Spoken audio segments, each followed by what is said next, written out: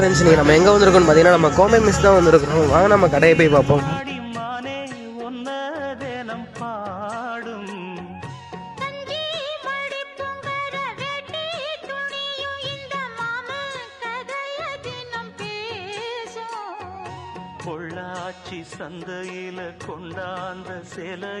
வாங்க நம்ம கடையோட ஓனர்கிட்ட போய் பேசுவோம்.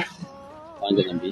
நம்ம கடை எத்தனை வருஷமா ரன் ஆயிட்டு இருக்குண்ணா? 2007 இருந்து கிட்டத்தட்ட ஒரு 23 வருஷமா ரன் ஆயிட்டு இருக்கு. சரி, நம்ம கடையில என்னென்ன ஃபேமஸ்னா?